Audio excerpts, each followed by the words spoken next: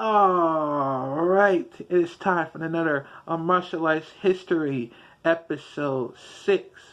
And it's called Pencak Silat. Pencak Silat. I am so sorry, I can't even pronounce that right. But it doesn't matter anyways. We're going to get to it in 3, 2, 1, go. Hey everyone, welcome back to Martial Arts History.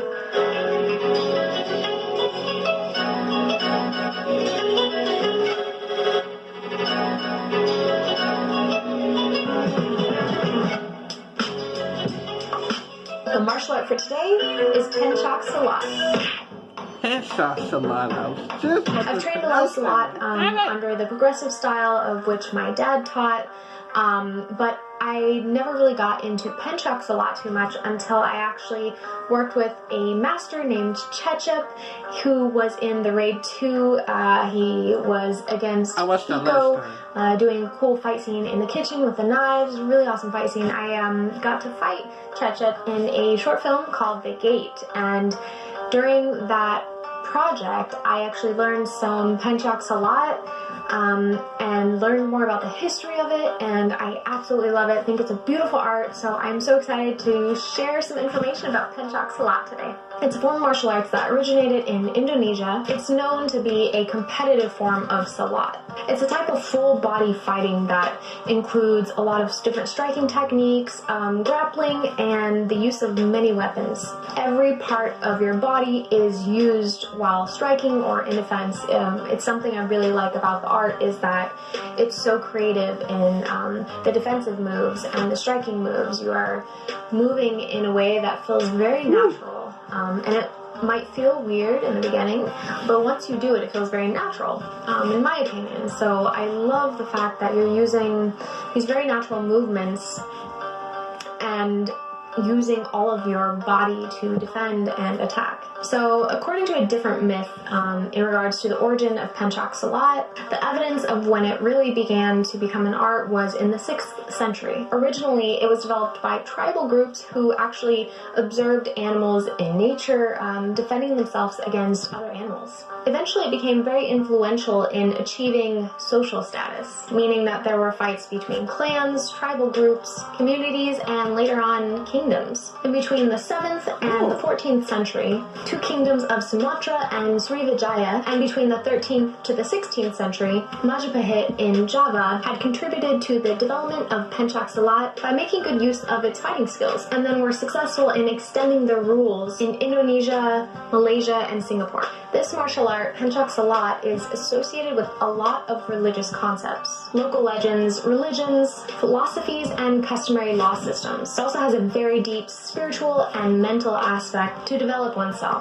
Its art and cultural aspects are a huge part in describing the martial art in terms of music, the dances, and the beautiful dresses. And it's also been a huge form of character building. So there are 4 major aspects in this martial art. The first one is the spiritual aspect, having faith. Second is self-defense, having the ability to know how to protect yourself and also stay in peak physical shape and understanding so you can do so. The third is the art aspect, which is being able to perform your martial art. And fourth is the sports aspect, which is to have a competitive mindset and desire to live a healthy life and keep moving forward. So these aspects also bring so many amazing things to the practitioners, such as moral values, discipline, honesty, and responsibilities. In Indonesia, Silat is considered to be a cultural heritage and is practiced with the mindset of being able to adjust and adapt to your situation and environment, which I absolutely love because there are a lot of martial arts and movements that you can learn, and you might be able to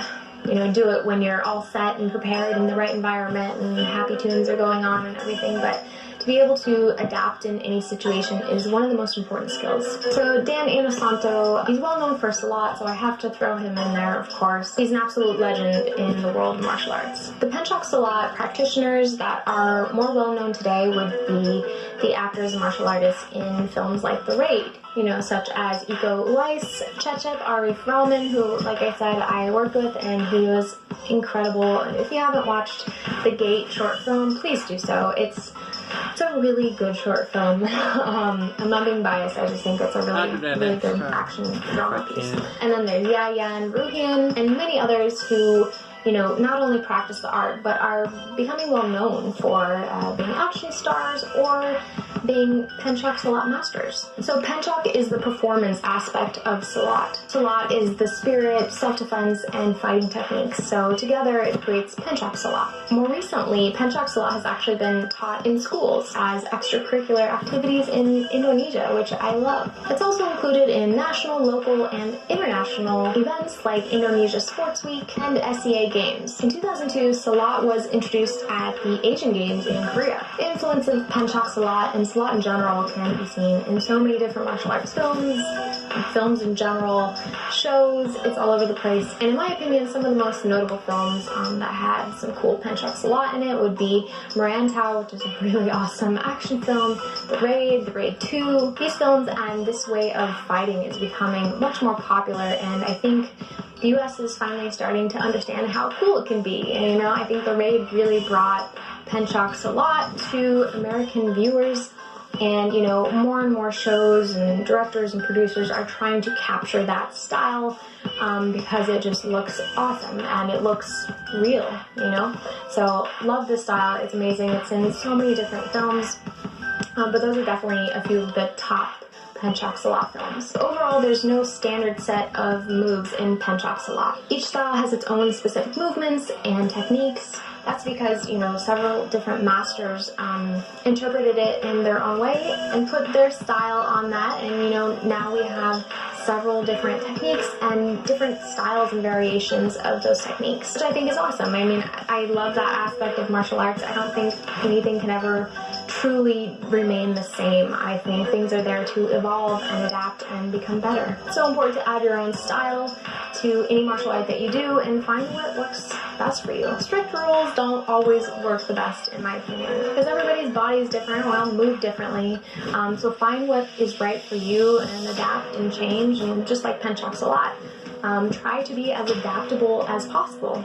And in my opinion, that just comes from being aware in general and practicing as much as possible. So the techniques differ because of the different masters who interpreted it in their own way per their preferences, their socio-culture context, and the physical environment that surrounded them. So even the basic attacking techniques may differ depending on lineage, style, and regional origin. Some of the most popular techniques are obviously punches and kicks. There are a lot of takedowns, sweeps, they use elbows a lot of blocks and joint manipulation, and overall using their whole body as a weapon. Like I said before, that is one of the coolest things about Pencak Silat, is that, you know, because they studied these animals in the past and it was kind of developed by watching how these animals naturally move and defend themselves, they then figured out what felt best for them based off of what those animals were doing. So a lot of movements feel very natural and very powerful. Pencak Silat is one of my new favorite martial arts because it's so addictive. It just feels so good to practice. I highly recommend it. If you haven't studied any Silat in general, I would absolutely do that. Really great techniques, wonderful workouts, and you know, if you ever want to work in film, I would definitely start studying Silat and even Pencak Silat because it's just an awesome art. Alright everyone, thank you so much for watching. I hope you enjoyed this episode. And again, if you haven't watched the Gate short film with Cecep, where we use some Pencak Silat, don't do that. It's a really fun short film. I'll leave the link for you down below. Of course, subscribe if you haven't, and if you have, hit the notification bell. If you want to subscribe to my email list, I will have a link for you down below. And leave your comments down below. You know I love hearing from you. And of course, if you have any additional information on Pencak Silat, let's get it out there. Let's put it out there so we can all learn from each other. Thank you so much for watching, and I'll see you next time. And I'll see you in the next reaction video.